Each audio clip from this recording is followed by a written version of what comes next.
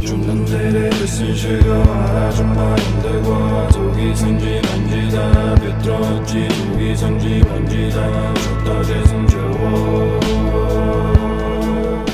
За сайн байцгаана уу? Манай Dark Bay подкастын маань энэ 7 хоногийн дугаар бэлэн болцсон байна. За тэгээ хэрэгээ эхлэхээс өмнө хэлдгээрээ энэ эмзэг мэдрэмтгий хүмүүс бодлоод иймэрхүү гэмт хэргийн талаар сонсоод айгаа дараа нь бодогдоо зүудлэдэд байдаг бол өөрийгөө мэдээ сонсороо гэж зөвлөе. За тэгээ хэрэгтэй орох байлаа. За энэ удаагийн дугаарын маань ярих байгаа газар Texas-ийн Bolivar гэдэг хотод болсон. Энэ хот нь далайтай ойрхон тийм болохоор элсэгтэй газар. Тэгээ хотын болон руугаа гэх юм уу та тэнд нэг загсны хэрэгслэл бас ойр зуурын хүнсний юм зардаг дэлгүүр байдаг. Яг тэрнийх нь хажууд нь ашиглалтанд ороогүй нэг буудал байдаг. За яг тэр хаваар өглөөний 7 цаг 30 минутанд 2014 оны 3 дугаар сарын 4-нд болсон энэ нэрэг жижигхэн дэлгүүрт пив өргөж өгөх гээд түгээгүүрээ ажилчин очоод эхний хайрцаг пивээ оруулчаад хог хаяхаа тэр дэлгүүрээ тойроод хогийн савн дээр очисон чинь нэг хоёр эвгүй дүрстэй нэг тийм эвгүй болсон манекен байсан байна л та. Тэгэл ямар эвгүй сонин царайтай хоёр манекен вэ гэж бодчихвол хогоо ачаад буцаад нөгөө дэлгүүртээ очоод үлдсэн пивнүүдээ оруулж өгчөөд дэлгүүрийн ажилчнаас нь танай дэлгүүрийн ард нэг хоёр манекен байхын юу манекен ингээд асуусан чинь нөгөө ажилт нь болохоор өө мэдэхгүй шүү дээ. Ерөөсөө тийм байх эсгүй дээ. Хоёлаа цуг гараад харчаад ирээгээд харсан чинь харамсалтай нь хоёр цогцсойхойг болж хардаг. Хоёр цогцос хоёлаа эмхтэй бие биенийх нь хөлийг хооронд нь орооцолдуулсан маягтай байршуулсан байсан. Тэг өвгөнөөс үцгэд хааны газар алчаад биеийг нь энэ хогийн савнд хийсэн тодорхой харагдчихсэн. Нэг цогцсон толгойдоо буугаар буудуулсан юм шиг том шархтай. Нөгөө цогцсны толгойд нь орны давуу угалцсан. Бас хоёр цогцсон дээр ямар ч цус байгаагүйгээс үзвэл бас л саяны хэлсэн шиг өөр газар алуулчаад энэ дэлгүүрийн арын хогийн савнд байршуулсан илүү тодорхой болсон. За цогцыг олсон хоёр цагтаа дуудаад цагтаа нар хэргийн газар дээр ирж хоёр дахь цогцсны толгойд байсан орны даавыг нь аваад харахад нүүр толгойдоо маш ихээр зодуулснаас болж гавлын яс нь хоёр хэсэг болоод дундаас нь тархин гоожиж байснаас үзвэл нөгөө эмэгтэйгээ бодвол бүр аимшигтайгаар зодуулж тамлуулж байгаад үхсэн байна гэдэг таамаг гаргадаг. За цагтаа нар хоёр цогцыг задлан шинжээч рүү явуулахаас өмнө хэргийн газар алуурчныг нь барьж өгөх зүйл байна уу гэд харахад нэг цулс болсон Mrs. Britney Cosby гэдэг нэр хаягтай захиаг олоод бас жоохон цус болсон банзыг олдог. Банзан дээр байсан цусны цацрагаас харахад банзаар цохиж алаагүй мэдэгддэг ч хохирогчийн цустай таарж магадгүйгээд баримтаар авч үлдээд цааш нь шалгуулахаар шинжээч рүү явуулдаг.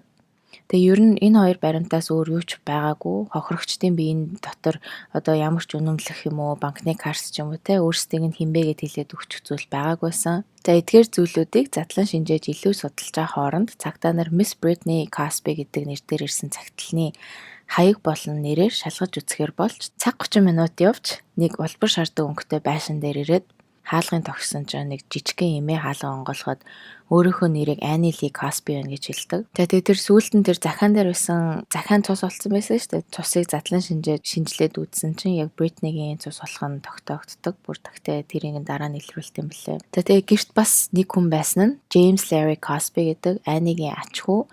Харин захиа олсон нэр нь Britney байсан шүү дээ. Тэр нь охин нь болж таарж байгаа James Larry-гийн. Цагтаа нар тэр хоёрт танаа охины цогцыг оллоо гэд хэлэхэд мэдээж одоо маш их сэтгэлээр унжсэн. Ялангуяа Britney-гийн аав нь бүр ингээл уйлал, орлол те миний охинд юу болчихвоо өстой нэрээ гэл цагтаа нарт заавал одоо манай охиныг алсан алуурчныг нь олоорой өстой надаа амлаараа гэл амар уйлжсэн. Cosby of her tragic demise.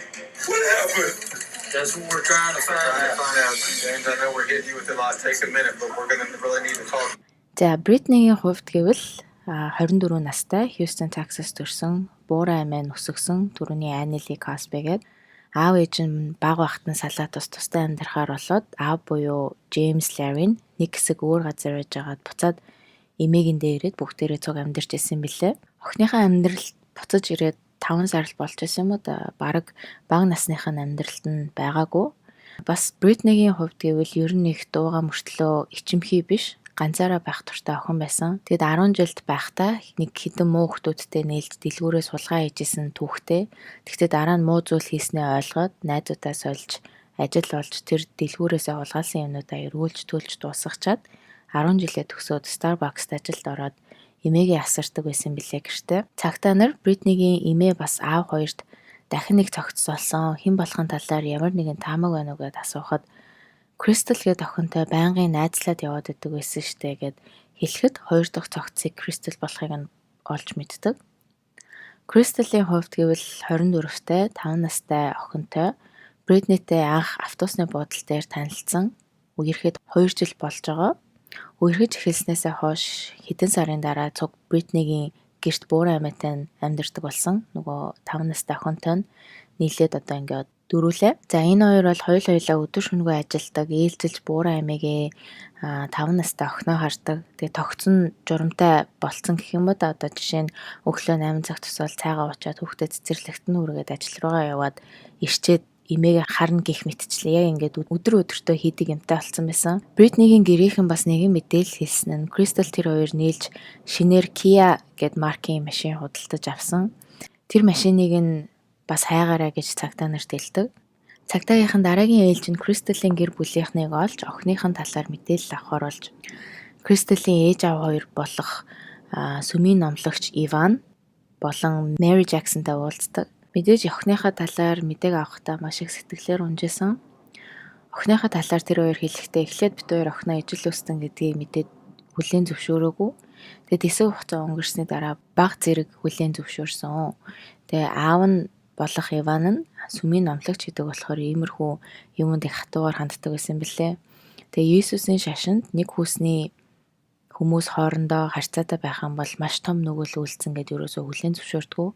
Тэгэд охиноо ижил өстөн гэдгийг эргэн тойрны болон сүмийнхээ хүмүүсээс нуудаг байсан. Яагаад тэгэхээр мэдчих юм бол гэр бүлд нь одоо маш том шившиг болно гэж боддог байсан. Тэгээ Crystal-ийн эгч нь хамгийн анх Crystal-ыг ижил өстөн гэж мэдээд ээж аав хоёртоо жоохноор ярьсаар байгаад баг зэрэгч гэсэн хүлээн зөвшөөрүүлсэн бэлээ. За алга болохоос хэдхэн хоногийн өмнө Crystal гэрийнхэн нь хамгийн сүүлд Crystal-ыг харсан үе нь гэвэл эмэгтэй охиноо ээж аавынхаасаа ирж авсан өдөр байсан. Тэгээ тэр үедээ нөгөө шинэ авсан Kia гэд машинаа унаж ирчээд ээж аавтаа үзүүлэхэд хөрхий зөндөл өөрсдөө бахархсан бэлээ. Нөгөө ерөөсөө өөрт нь машингүй байж байгаад анхудаа машинтай болсон болохоор тэгээд ээж аавтаа үзүүлэхэд гэрт нь очиод аавыгаа гараад ирээ гэд хэлсэн чи аав нь хуучин машин өстө үнэтэй авлаа. Энээс илүү хамаагүй гоё машин авах хэрэгтэй байсан юм эс ингээд ерөөсөө ууралс хийгээд гараагүй юм бэлээ.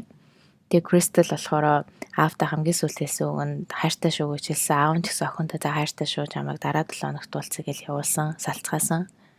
Тэгээ дараа нь аав нь өөрөө хэлэхдээ гараад өстө нэрээ харчихгүй явтаа гэд зөндөө харамсдаг гэж хэлжээ. Хөрхий Crystal-ыг явсны маргааш ээж Mary охин руугаа хэдэн удаа залхсан боловч ерөөсөө уцаа аваагүй. Тэгсэн ч одоо ээж нэг санаа зовоогүй. Яагаад тэгэхээр Crystal-тэй амар их завгүй ажилдаг охиноо бас Britney-гийн эмээг хардаг болохоор завгүй байгаа юм байлгүй дээ нэг юм бодоогүй орхисон. Тэгээ Mary ач охиныхоо сургууль өөрийнх нь ажилдаг газар болох сургууль руу очтол ач охин Zenaya нь сургуультай ирээгүй болохыг мэдээ заастаа нэг ямар нэг юм болсон байж магадгүй гэд нөхөрлөгөө залхаад тэр хоёр Britney-гийн гэрт очдог. Тэгэд очиод айнагаас тэр хоёр хаанаан талаар мэдхгүйгээд асуухад айны мэдгүй гэж хариулдаг. Тэгээ эхэндээ тэр хоёрын гэрийнхэн нэг санаа зовоогүй. Яагаад гэхээр тэр хоёр чинь хоёулаа 24-тэй хоёулаа цуг гарч явсан юм чинь гайгүй байлгүй дээ. Айгүй л бол болцоо амтэрт явсан байж магадгүй. Дахиад нэг өдөр хүлэе гэж бодоод хүлээдэг. Тэгээ дараагийн өдөр болоход тэр хоёр ирдгүү. Ээж нь Crystal дүшнгүү залгахад ерөөсөө Crystal уцаа аваагүй. Тэгэл ээж нь ингээ санаа зовоод эргэн тойрны цагдаагийн газар эмнэлэг бүхэл газрууд руу уцтаж Crystal Britney гэд хоёр охиныг харсан уу гэхэд одоо нэг нь ч мэдэхгүй гэж хариулдаг. Ээж нь бүр санаа зовоод нэмээд бүр цогцос хадгалах газар руу хүртэл залгаж асуудаг. Тэгээ моргт байхгүй байх гэхээр тэр хоёрын гэрийнхэн нь жоохон тайвшраад байж идэл маргааш нь болж цагдаагийнхан Crystal болон Britney-гийн гэрт нь ирж муу мэдээг хэлсэн байдаг. За энэ хооронд задлан шинжээж хоёр цогцост шинжилгээ хийж тус яаж өгсөн талаар хэлэхэд Crystal толгойдоо буудуулж өгсөн. Харин Britney-гийн толгойд цогсон эхний цохилд эмэгтэйг алсан. Дараа нь цогцыг үргэлжлүүлэн үтснээс болж гавлын яс нь хоёр угтаж дотроос нь тархин гарч ирсэн. Мөн үүнээсээ болоод хамаг биенээс нь тусна гарсан байна гэсэн дүгнэлт гаргадаг. Мөрдөн байцаагч нар 2 эмэгтэйг нэг хүн алсан байна. Эсвэл нэг цагт алсан байна.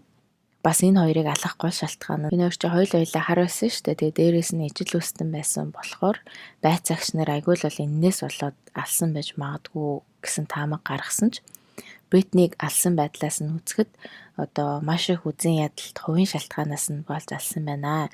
Яагаад тэгэхээр эхний цохилтоор ингээд хөгцсөн байхад ч үргэлжлүүлээд солиотой юм шиг маш ихээр зодсон. Тийм болохоор айгүй л бол яг энийг Бритнийг мэддэг хүн дээрээс нь хувийн шалтгаантай нэг хүн Бритнийг энэ хоёрыг алсан байна гэсэн онол гаргасан. Бас Бритнигийн толгойд даавуу гэсэн байсан. Тэрнээс үзэхэд алуурч нь Бритни яаж алснаа, ямар амир алснаа хармааргүй болохоор даавуу өглөж цогцыг хайсан. Бас энэ хоёрын таньдаг урд нь өшөө сансан л хүн алжтэй гэж тооцоолоод дахин 2 эмэгтэй гэрийнхэнтэй уулзаж танай охтуудыг одоо үзэн ядсан ямар нэгэн хүн байгаа юу гэд асуухад одоо тэр хоёрын гэрийнх нь ерөөсөө тийм юм мэдэхгүй. Тэр хоёртэй хоёулаа ажиллаа хийгээл уртх юмаа хийгээл явж идэг. Ерөөсөө үзэн ядсан хүн байхгүй штэ гэж хэлдэг. Тэгээ бас нэг юм хэлэхэд нөгөө Бритнигийн ээж аав чинь бага бахт нь салцсан байсан. Тэгээ тустай амьдардаг. Тэгээд ээж нь охиныхоо амьдралд байдгүй. Фэйсбүүкээр л зүгээр л найзууд л байсан билээ л та. Тэгээд ээж нь охиноо үхсэн байхыг фэйсбүүкээр мэдсэн амар харамсалтай. Тэгэд энэ хоёрын аллага сошиал медиагаар яг тэр үедээ ингээл амар давалгаалж исэн, одоо тренд болж исэн гэх юм уу та. Тэгсэн чинь Бритнигийн найзууд нь Бритнигийн нөгөө нэг Facebook profile дээр Rest in Peace гэд RIP гэд бичээд тахаар нээж нэг амар гайхаад хүү юу яриад байгаа юм бэ гэд ааврын залхаад утсан чинь охиныгоо өгцөн байсныг ингээд олж мэддэг. За тэгээ цагтаа нар талигач хоёрын бүхэл найзууд гэрийнхэн ажилчид гээл одоо хүн болгоноос асуухад хин ч ямарч бодтой мэдээ хэлж чаддгүй. Тэгсэн чинь нэг залуу нохоогоо салхилуулаад явжсэн чинь одоо Бритнигийн гэрээс нэг хэдхэн гудамжны цаана төрөвч олдог. Тэгээ тэрийгэ цагтаагийн газарт аваачаад өгсөн чинь Бритнигийн төрөвч болох нь мэдэгддэг. Тэгээ үүнээс үзэхэд Бритни Кристал хоёрын алуурч нь Хьюстонд л байгаа юм байна. Ерөөсөө цогцснуудыг Порт Боливар гэдэг хотод аваачиж тавьсан байна гэж таамаглаад тэр Порт Боливар хотоос Хьюстон хүртэлх бүх CCTV камерануудын видеог үзэхээр болж Кристал Бритни хоёрын амьдардаг байсан байшингийнх нь урд байдаг архины дэлгүүрээс видеог эхэлж үзэхээр болдог. Тэгээ бас архины дэлгүүрийн нөгөө өнцөгт усан онгоцны буудал байсан билээ. Тэгээ Хьюстнээс Порт Боливар хот руу ингээд яг ингэж явдаг. Тэгээ цагтаа нар яагаад энэ хоёр газрыг сонгосон бэ гэхээр Бритни Кристал хоёрын машин яг хэдэн цагт гарч явсан. Тэгээд усан онгоцны буудал дээр ямар нэгэн сэжигтэй хүн байна уу гэдэг CCTV-гээ шалгах гэж одоо видеог нь үзэх гэж хурааж авсан. За мөн энэ хооронд бас мөрдөн байцаагч нар дахин Кристал Бритни хоёрын ойрын хүмүүстэй ярихаар болж хамгийн эхэнд Бритнигийн аав болох Джеймс Ларри Косбитой ярилцдаг. За үргэлжлүүлээд ярихад түүний ааваас хэрэг гарсан өдөр гэрт нь яг ямар байсан бэ? Энгийн байдгаас өөр зүйл ажиглагдсан уу гэхэд тийм зүйл ерөөсөй байгаагүй. Бритни Кристал хоёр энгийн өглөө босоод ажилдаа явахдаа бэлтцгээгээд явцгаасан. Гэхдээ цагдаа нарын мэдэж ирснээр бол өдөр бүр Бритни Кристал хоёр ажилдаа явахаас өмнө охин Заниага сургуульд нь хүргэж өгдөг. Тиймээс хэрвээ Джеймсийг хэлж байгаа үнэн бол тэр өдөр бүх зүйл нормал байгаагүй болж байгаа. Тэгээ үүнийгээ цагдаа Джеймст хэлэхэд бол би яг сайн санахгүй байна. Самураад гашууг нь ер нь охиноо алдаад ухаас нааш тогтохгүй байна гэхэд нь цагдаа нар одоо гашууцсан аавыг нь ойлгоод бүх зүйл энгийн байдгаараа байсан гэж хэлснийг нь бол нэг их тоолгүй. Хэрвээ ямар нэгэн зүйл санах юм бол бидэнд лөө мэддэгдэрэй гэд явцгаасан байдаг. Ингээд хэргийн мөрдлөг үргэлжлэл мөрдөгчөөд гэрийнх нь ойролцох CCTV камертай газруудаас бичлэгүүдийг шалгасан шүү дээ, тий. Тэгээд Бритни Кристал нарын нөгөө гэрийн ойролцох байдаг арх худалдаалдаг дэлгүүрийн гадаах камерт бичигдсэн бичлэг нь болохоор тэр хоёрын саяхан худалдаж авсан SUV машин нь хэрэг гарах өглөө хөдөлсөн ба дахиад тэр оройдоо хөдөлсөн одоо тийм бичлэгийг нь олж авсан. Тэгээ Хьюстонээс Порт Боливар руу явах усан онгоцны зогсоолыг шалган утсан ба тентхийн CCTV-ний камерыг нь бас шалгасан чинь яг үүдний камерын бичлэгт орой 9 цаг 20 минутанд тэдний машинтай адил машин ирж зогссон ба зогсоолын хамгаалагч машины зогсоон уртлын гэрлэлийнхаа нэг шатныг хэлэхээр зогсоосон. Тиймээс машиныг жолоож гарч ирэн хамгаалагчтай ярилцсан байдаг.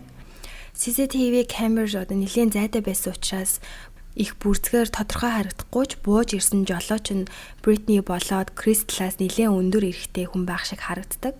Тэгээ ийхүү энэ зогсоолд машины нь явж исэн учраас бичлэгт байсан эрэхтэй хэрвээ одоо хэрэгтэн байх юм бол эмэгтэйчүүдийг алаад машиндаа игээд ер нь аваад явж исэн байх магадaltaй болсон. Нөгөө хамгаалагчаас машиныг жолоодож явсны эрэгтийн талаар асуугаад бол хэдэн өдрийн өмнө байсан учраас бүр яг тийм сайн санахгүй байна. Гэтэ санаж байгаагаар нь бол ингээд уруулынхаа дээр сагалтай, уруулынхаа доор баг зэргийн сахалтай, өндөр хар арьстай эрэгтэй хүн байсан гэж хэлж өгсөн. За ингээд энэ дүрсэл шиснээр нь ам зураг гарган айдал хүнийг хайж эхлээ. Цагдаа нарын хамгийн ихэн сэжилжсэн хүн нь Кристлийн аав, Айвен Жаксон. Тэг яагаад гэвэл Айвен сүмийн номлогч тиймээс одоо охиныхоо бэлгийн чиг хандлагыг эсэргүүцдэг. Энэ талаар нь олон нийт мэдвэл өөрийнхөө нэр үндэд халтай гэж үзсэн эсэргүүцэж өмнө нь ч Бритни дургуугаа илэрхийлсэн үйлдэл гаргаж байсан нь буу гаргаж ирэн буудан шүгээс хүрдүүлж исэн. Гэтэ яг энэ тал дээр бол яг бүр баттай одоо дэлгэрэнгүй мэдээлэл ерөөсөй байхгүй. Ямар ч хэлсэн Айвены нүдэнд бол охин нь Бритнитэй танилцахаас өмнө ижил үстэн байгаагүй найз залуучуудтай байсан болоод эртний хүнээс хүүхдтэй хүртэл болсон учраас охин нь ийм байгаад Бритни буруутай их нөлөө үзүүлсэн гэж үзснээр Бритнийг байгаа болгон үзэн ядаж ийхүү тэр хоёрыг хүнөөсөн байх гэж одоо зүгээр таамаглан сэжигтээр харсан байдаг. Хэрийг аль болохоо сэжилж байгаа хүний өнцгөөс харан таамыг гаргаж исэн ба эдгээр талууд дээр суурлаад Айвеныг сэжгэлж эхлэн түүнд байдаг буугийн хэрийн газрын бууны самтай харьцуулахад бол өөр байсан учраас ерөнхийдөө Айвены бүр сэжигтний тоноос хасаагүй ч өндөр магадaltaй гэдгээс бол хассан.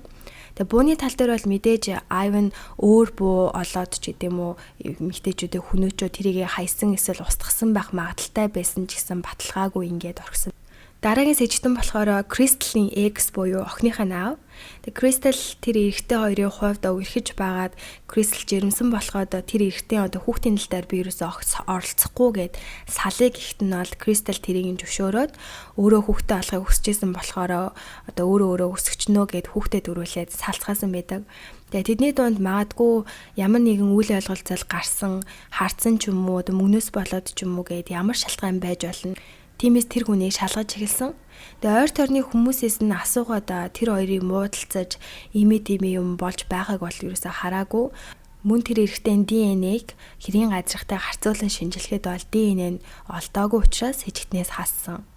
Ингээд хэрэг шалгацаар байхад Бритни Кристл нарт зориулан ойр тойрны найзууд гэрийнх нь болоод олон нийт цуглаж лав харин гашуудлаа илэрхийлэн гэр бүлийн гишүүд болох Ани Ли, Имен болоод Джеймс аав нь гэрийнхнүүд нь талигаач нарт зориулан сэтгэлийнхаа үгийг хэлж хүмүүс хамтдаа гимгүү өмрөөрөө сайхан амьдарч исэн хөөрхий хоёр эмэгтэй хүүхэлд гашууд нь дуудуулж эмэглээ илэрхийлэн санан дурсгаж лаанслал хийцгээж эхэлж исэн. За ингээд мөрдөгчөд хэрийн газар болоод нотлохоонуудыг сайтар нэгтэлж агаад нөгөө хэрийн газраас олцсон шуудангийн захиа байсан шүү дээ. Тэр нь анхаарлаа төвлөрүүлээд захиа нь бол тийм ч чухал байгаагүй. Харин захиан дээр хурууныгээ байгаа эсхийг шинжилж үзэхэд Бритнигийн аав 46 настай Джеймс Косбигийн хурууныгээ олцсон. Ингээд яагаад түүний хурууныхээ байна, бас яагаад Бритнигийн төрөвч Хьюстонд олцсон байхад энэ захианд биеийнх нь хажууд байна. Төрөвчтэй нь хамт хаягдмарын одоо эсвэл магадгүй алуурчин барьж яваад тэнд хайсан байх гэсэн одоо иймэрхүү таамгуудыг гаргаж эхлээд ингээд Джеймсийн хурууныхээ байсан тул гэрийн нэгжгээр шууд оцсон. Тэгээ харин яг тухайн үед бол яг нөгөө лайнстал болж исэн учраас Джеймс гэртээ байхгүй өөрийгөө сэжигтнээр татагдсанаа бас гэрт нь нэгжлэг хийгдэж эхлэж байгааг хүртэл мэдээгүй. За гэрийнх нь гадаа очиод хамгийн түрүүнд ажиллагдсан зөвлөл нь байшингийн уртлын хаалганых нь хажууд байдаг сарвчныхын доор байсан цонхны хаалт байгаагүй. Тэрхүү цонхны хаалт нь бол хэргийн газар байсан цусны толботой нөгөө банз байсан шүү дээ тийм мод. Тэрнтэй айгүйх төстэй. Тэгээ гэрийнхэн гадаах сарвчны доотлын модон шалан дээр бол цус цацарсан толб мөн цонхны хаалтан дээр нь ч мөн адил толбнууд байсан. Тэгээ тэр цонхны хаалт нь байхгүйсэн цонх нь болохоор Джеймс Косбигийн унтлагын өрөөний цонх байгаа. Тэгээд тэр цусны цацарсан толбыг нь шинжилсэн чинь Кристлийн цус гэдэг нь батлагддаг. Тэгэхээр Кристл энэ байшингийнхаа гадаа байх одоо залгай сарвчны доор буудуулж нас барсан байх. Тиймээс цус цонхны хаалт руу цацарсан учраас алуурчин тэрийг салгаж аваад цогцыг хаяхтаа хажууд нь хайсан байхаа гэж үзсэн.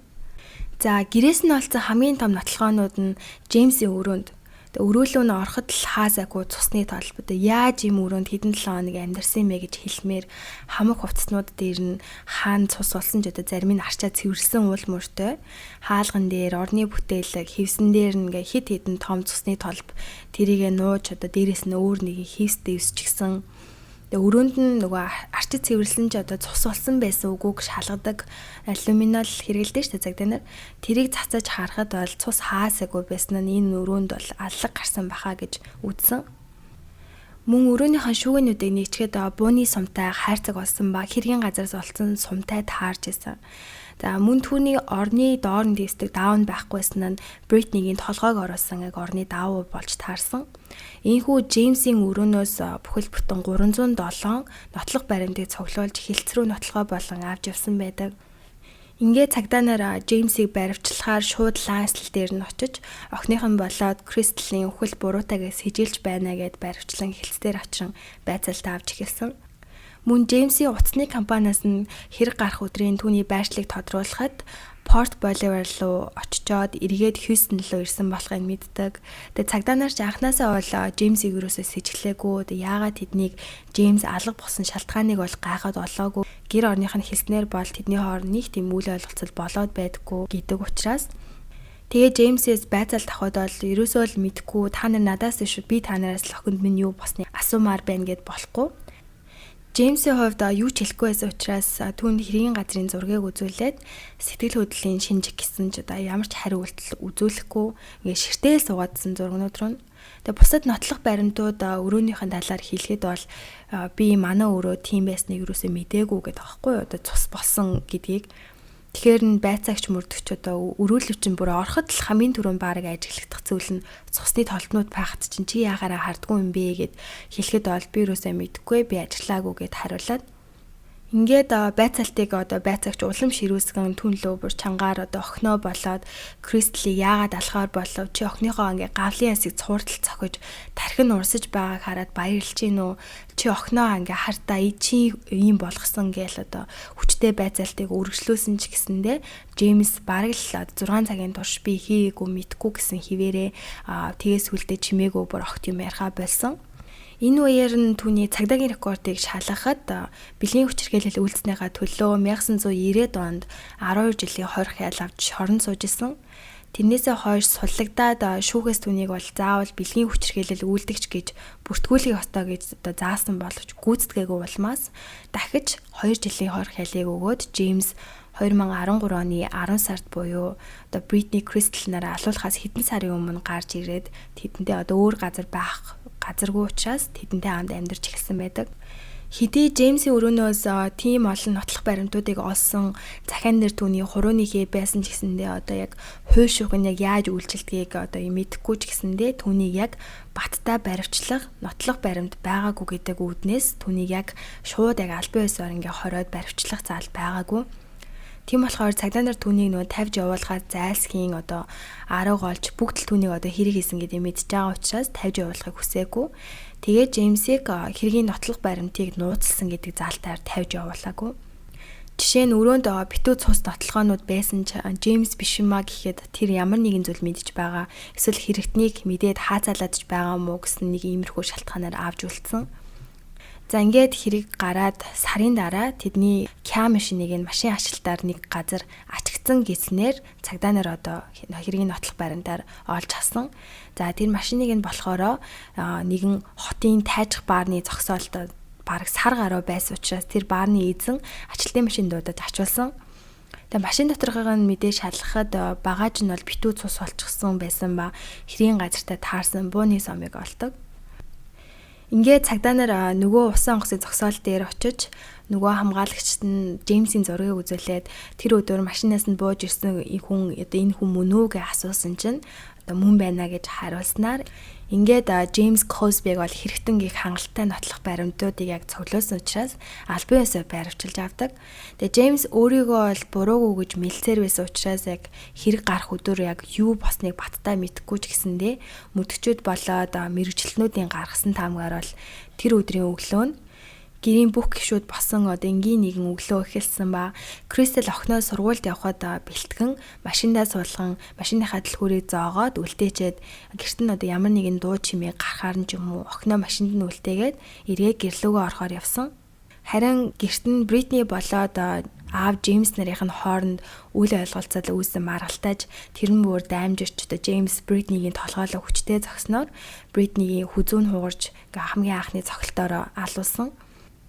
Анхны цогцолтоор Бритни одоо алуулсан ч гэсэндээ Джеймс түүний нэмж цогсоор байсан. Энэ үеэр нь гэрт нь одоо дуу аваа гарахыг одоо магадгүй сонссон Кристал шалгахаар ирээд үүдэн дээрээ ирэхэд Джеймс урдаас нь гарч ирээд буудаж алсан гэсэн ийм ерөнхийд хамгийн гаргасан. Кристал болоод Бритни нарын охин Заниа нь бол машиндаа сууж байгаа шүү дээ. Тухайн үед 5 настай охин байсан. Тэгээд сүүлд тухайн өдрийн талаар бол хэлэхдээ машинд намайг суулгаад ээж гэрлөө орох гээд явсан. Тэгээд тэр үед нь нэг чанга чимээ гарсан ч гэсэн би яг юу гэдгийг нь бол мэдэхгүй. Тэгээд ээжигээ хүлээж суусаж байгаад гарч ирэхгүй болохоор нь гэрлүүгээ яасан бол гээд харъя гээд орж харахад нь Джеймс урдаас нь гарч ирээд машинаас нь түлхүүрийн суулаад Заниа гэрлүүгээ оруулсан. Ээжигээ гэрээсээ хаагаад олохгүйс учраас Заниа ээж нь хаана байгааг асуугаад бол Джеймс аль нэг өрөөнд л байгаа байлгүйдээ гэхээр нь танаа өрөөнд байна уу гэж харъя гэдэгт нь Джеймс айгу ууртаагаар үгүй гэж хэлсэн. Ингээд охин ерөөхдөө баг зэргийн айгаад ээж нарынхаа өрөөрөө ороод орондоо орж Джеймсийг гартал нь унтцсан мэт хитж байгаад гарсныхан дараа босоод ТV-г хасаагаад өрөөндөө өдөржингөө хүүхэлтэй үз суусан гэж хэлсэн. Ингээд Джеймс эмэгтэйчүүдийг алчаад яг өдрийн цагаар нь бол хаашаа юу хийж авсныг бол тодорхойгүй. Ерөөхдөө нэг бол найз эмэгтэйтэйгээ уулзаж өдрийг өнгөрөөсөн гэдэг, нэг бол бүр гэртээ цусаа цэвэрлж өнгөрөөсөн ч байх гэдгийм билээ. Ингэж агаад оройн 8 цагийн үед цогцснуудыг багажиндаа хийн усан онгоцын зогсоол дээрээс Порт Боливар руу хурж очоод эзэнгүү буудлын одоо тэр арын хогд савны тэнд үлдээчээд Хьюстон руугаа оройн 12 өнгөрөөд ирсэн байдаг. Тэгээд тэдний кям шинийг нь бол нөгөө тайжигч баарны гадаа үлтээгээд хажуугийнх нь ресторан руу очоод найз эмэгтэй бол Кимберли лөгөө залгаад ирээд аваач гэж гуугаад гэрлүүгээ хүргэлсэн. За түүнийг яг алгаа үлдэхдээ хэрэгэлсэн зэвсгийг ол ерөөсөө олдоогүй. Джеймсийг ер нь ингээд сэжтнэр татагдаад байж ах үед бол Бритнигийн ээж бараг энэ Джеймс ласан баха яа тэгэхээр Бритнигийн ижил хөстөн гэдэг Джеймс үнэхээр дургүй байна гэдгээ хэлжсэн. Тиймээс ер нь одоо Джеймс яагаад одоо энэ хэргийг үйлдэх болов гэсэн шалтгааныг бол одоо цагдаа нар баттай мэдэхгүй ч гэсэндээ хэд хэдэн лавлгаа байдаг. За эхнийх нь болохоор яг энэ одоо бэлгийн чиг хандлагаас нь болоод зэвүүцсэн.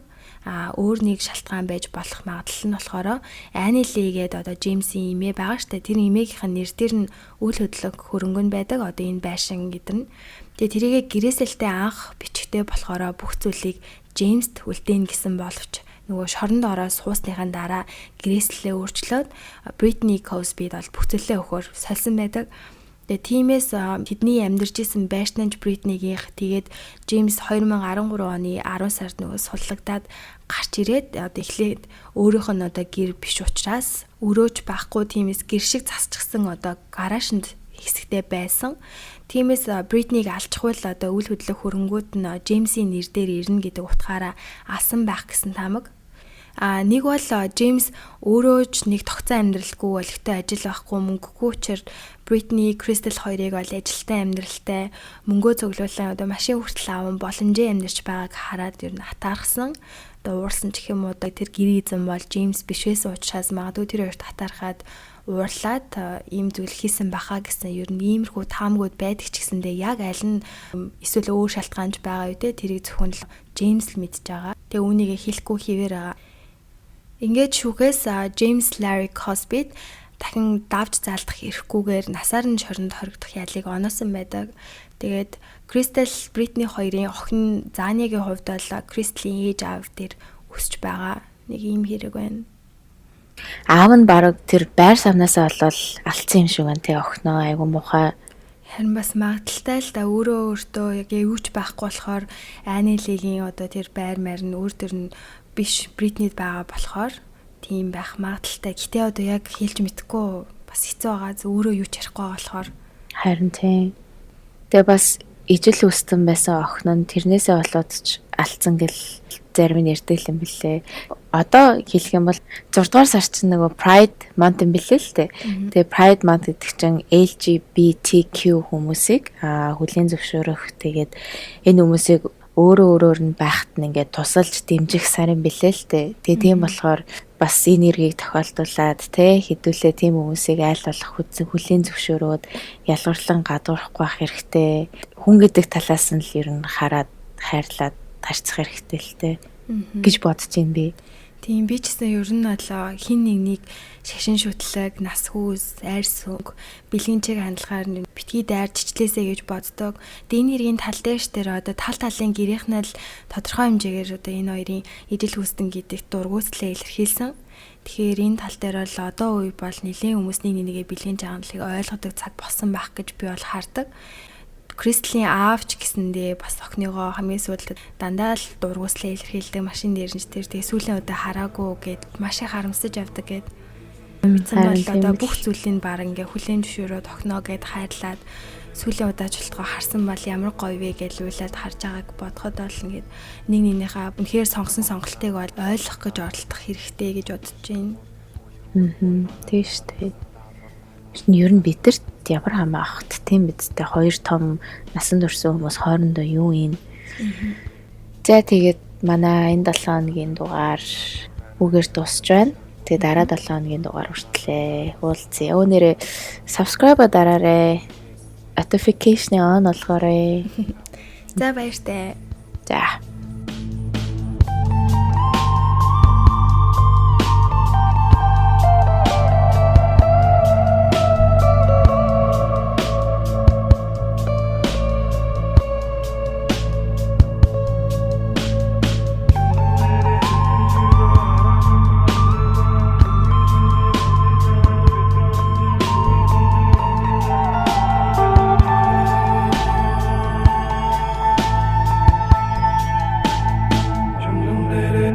제가 말하지 말인데고 두기 선지 만지다 빗들었지 두기 선지 만지다 줬다 재선 주고